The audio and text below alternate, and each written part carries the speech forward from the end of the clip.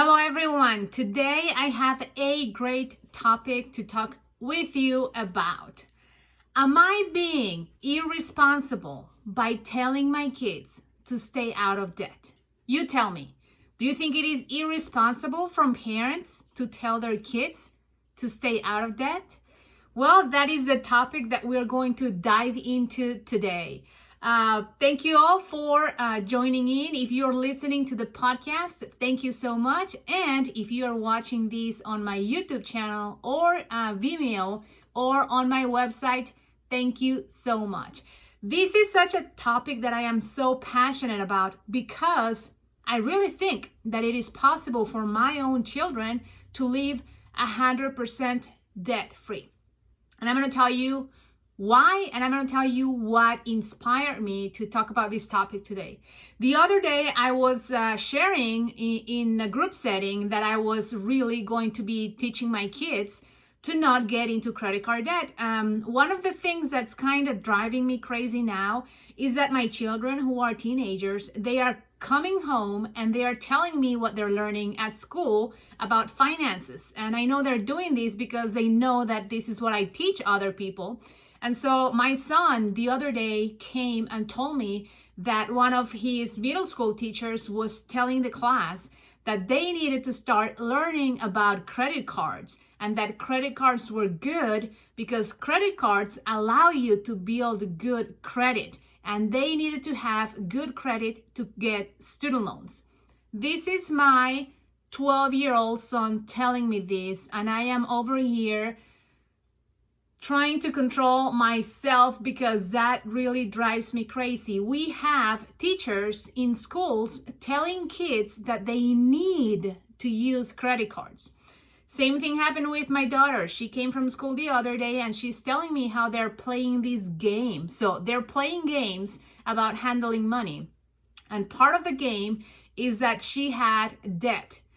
And the choices that she had to pay off the debt was 5 years, 10 years, or 15 years. They didn't give her a choice to pay off her debt earlier. So why is it, it's good that we're teaching kids financial principles, but if we're gonna do it, why don't we teach them like the right way to do things? The right ways to pay off your debt as soon as possible. So they also told my daughter that because she was married in that scenario for the class, her and her husband needed to buy cars. And I told her, why would you want to buy cars when you guys are in debt? They needed to finance cars. Okay, they needed to finance 2 cars because they were both working and they both needed their own cars to go to work. And I'm like, why do they teach you to finance? Why can't you, with the salary that she was making $78,000 in this scenario. She was an engineer making $78,000. Why can't you save $5,000 out of $78,000 and buy you a decent car? Cash. So all of these plus the other day, I was discussing this with my some friends, and somebody told me that I was irresponsible. That I was irresponsible for teaching my kids that they should not get credit cards. And I really had to pause at that moment and just breathe because I was really, I just got fired up. But some people I know when they have gone through financial troubles, they are still attached to the idea that credit cards are a good thing and that debt is a good thing. And all I can tell you that is extremely clear to me, debt is not an opportunity. Debt limits your ability to find freedom and to live a happier life. So I want to dedicate this episode to tell you how our children can very well graduate debt-free and live debt-free, okay? We're going to play around with a scenario. It's not totally out of the possibility, but you know what? The irresponsible thing would be not to teach our children that this is also a possibility, okay? So how could I help my kids? How could I teach them to live 100% debt-free from now on? Never using a credit card, never financing a car, not even financing a house. Okay, this is what I am telling my kids. It's a possibility. Whether they do it or not, it's going to be beyond my control. But it is within my control to tell them this is a possibility, because I am sure that if for many of us, we would have known that things could be different without getting into debt, I am sure we would have done it. But we haven't tried debt-free living. Number one, because this isn't something that is promoted freely everywhere. Number two, because people think it is impossible. And every day, if you hang out in the right places, especially if you go to Instagram and YouTube, you will find a lot of people who are posting about their debt-free lifestyles, okay? People, single moms who are making a living, who are saving their money, who are starting businesses to be able to purchase homes in cash, okay? This is happening, this is real. But because now we have the internet, we have Instagram, we have podcasts, people are talking more about it. Now we know of more real life examples. This isn't something just the rich people can do. This is something average Americans can do if we know about it and if we get determined to pursue that path, okay? So how could my kids, my very own kids who are now teenagers, pursue debt freedom forever and ever? Number one, they will not ever have a car payment. I'll tell you a story. I was at a friend's house the other day and their son arrived to the house. He was driving the same car that I was driving, different color, same year, everything. So I was wondering, what is this kid doing to pay for the car? So the kid is working at a fast food place and he's covering his car payment and the insurance payment. He's working part-time, making $775 an hour. We don't need to do much math to realize that this teenager who's still in high school is paying for a very expensive ride. My car, I paid cash for it. He is working to pay for a vehicle that's way beyond his means, okay? I think that's what many kids are being taught, that you need to go and finance a car now so that you can start building up good credit. If we teach our children to do the following, you work the summers, you work weekends, evenings, holidays, whatever, save up money, save up enough cash and buy your first car with cash. If our children are doing that, and then on top of that, if you reward them for being good students and for being diligent, working and going to school and being responsible, you can reward them and then give them like a bonus amount of money. So they can use this money, say $4,000, $5,000, and pay cash for their first car. In fact, that's what I did when I got my first car when I was in college. I was working, minimum wage at the cafeteria. I saved over 2 years enough money and bought a car for $3,000. It was paid for cash. That was my first car that I ever bought. Later, I moved back to Mexico. I had to sell the car. And then I got into financing cars when I came back to the United States. If I think back at the beginning, the last thing I wanted to do was financing cars. But what happened when I moved here permanently?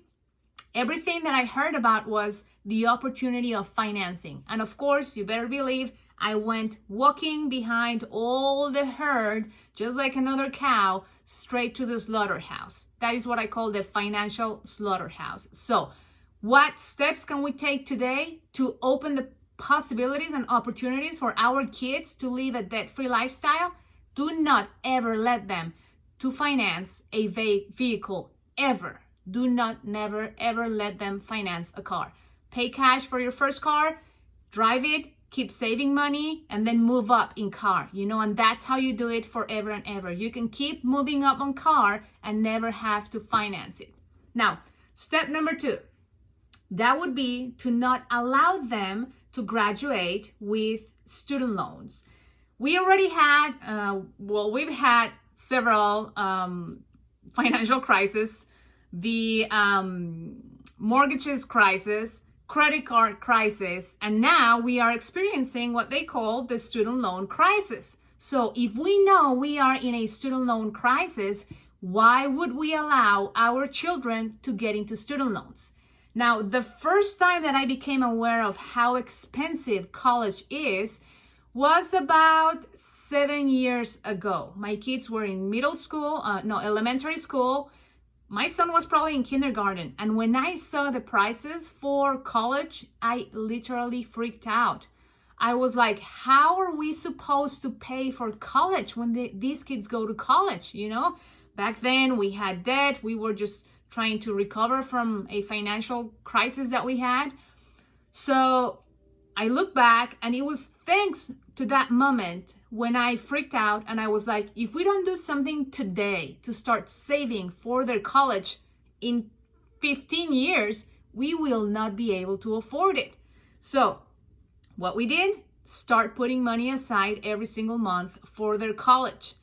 And, you know, many people would tell me, wow, you could be driving a nicer car. You know, you could be going on vacation. You make enough money to go places and go shopping more and enjoy yourself more. Yes, I could have done those things, but then I wouldn't have enough money to put aside to invest in my children's college fund. And that is very important for me, because we are not going to let them graduate with student loans.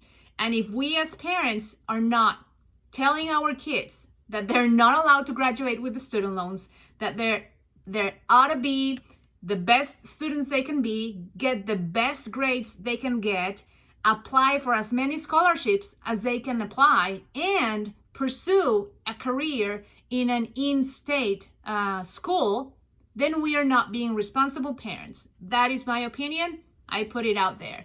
If you are not teaching your kids that they need to be good students, that they need to pursue scholarships, that they need to go to an in-state school, which is cheaper, you are not being a responsible parent, and somebody has to say it, and I'm just going to go ahead and say it. So what are we doing now? We're making the sacrifices now. We've been doing these sacrifices for many years so that we can save enough money so that the kids can go to school, college, in-state tuition. We pay for it. We are going to pay for it. My kids know we're going to pay for it, but there is a trade-off. They have to be good students, and they have to try their best, and we're not going to be financing a college party whatsoever. They're going to take their school seriously, and we're going to pay for it under those circumstances.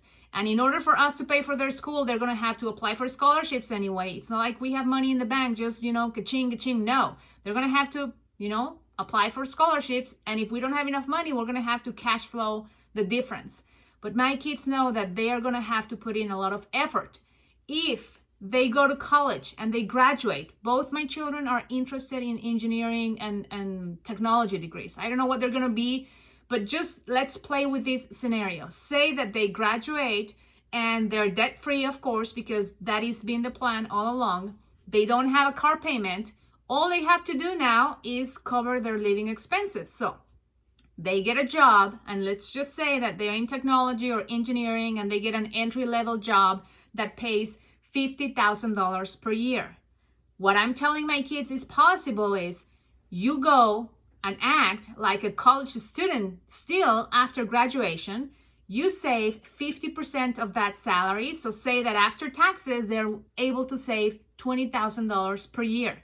That's about, that would mean that they would have to live off about $2,100 per month, okay? Now you tell me, a kid that just graduated from college, that has no debt, and that has a car, why in the world would this kid need to spend $4,200 a month that he's going to be making?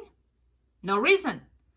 You can tell your kid to get a roommate, to keep working, and to live off 50% of their salary. At 22, 23, you can live off $2,100 if you have a roommate and you have no debt. That is a really nice living. For one person, that's a really nice living. And then they can save the difference. They can save $2,100 a month, $2,200 a month, even $2,500 a month. Over the course of a year, they could accumulate anywhere between $20,000 to $25,000. Over the course of 5 years, these children of yours and mine could have $100,000 to $125,000 saved cash in the bank. Now, I live in the Midwest for a reason, because it's cheaper, because it's more relaxed, and because I like it. So this scenario is not for people who live in Los Angeles, Dallas, or New York, okay? It's not going to apply to you. But for people who live in the Midwest or in small towns like I do, $125,000 can buy you a very nice starter home in a small town. It could very well happen. So you tell me that we have this example where now we have $100,000 to $125,000. These children can go and buy a starter home, a starter condo, a starter apartment, and pay cash for it. And before you know it, they are 30 years of age, they are 100% debt-free, and they have a life ahead of themselves. They can keep saving money, and then in a couple more years, upgrade to a bigger house, sell the house they have, and then use the extra money they've saved and pay cash for a bigger house. That's how they can do it. But if we are not playing with the scenarios, if we're not looking ahead for them, if we're not telling them that these are options they also have, if we are just going to default to use the credit cards, build a good credit score that you need to be in debt to be able to have, and then go finance everything in life, they're going to end up like 80% of Americans who are struggling to get ahead financially. 80% of Americans are living paycheck to paycheck. They run out of money before the next paycheck arrives. They have no money in savings. They don't have money to put into retirement. They don't have a bright financial future. If you're living in a constant state of financial anxiety, you're not going to have a future. You're going to be suffering your entire life. So take it from me. If I can think of this, and if I can discuss this with my kids and present this as an opportunity, as a chance for them to be able to graduate debt-free and then save money and then even buy a house debt-free, why couldn't they do it? They could very well do it. And this is how, my friends, I think we should be having conversations with our children. Not just about getting to credit cards so you can have a good credit score so that you can then buy stuff. No, the opposite. Let's teach them that the real opportunity cost of saving money and putting it in the right things is huge. And we need to have these conversations. And I know these might be a crazy idea for many people. Like I said, I was called irresponsible for even having this conversation. I think what would be irresponsible is not having this conversation, is not telling my children that this is something they can pursue and this is something that we can help them pursue. And if we did that, then we would be changing our family tree. And we could very well be starting to change the path of Americans, because the path that most people are following now is very concerning because, like I said, 80% of people are struggling just to get by financially. If you're struggling to get by financially, what you need to do is focus on getting out of debt as soon as possible, my friends. And with that, I'm going to say goodbye. I would love to know what you think about this idea. Am I being irresponsible for telling my children to stay away from debt? Just stay totally away from debt. Never ever use a credit card. Tell me, am I being irresponsible? Or do you think I am just bringing in a new perspective, adding hope to the millions of people who are concerned today about the future of their children's, the financial future of their children's. Thank you all so much for watching. My name is Yezmin Thomas, and for more information, you can always visit YezminThomas.com.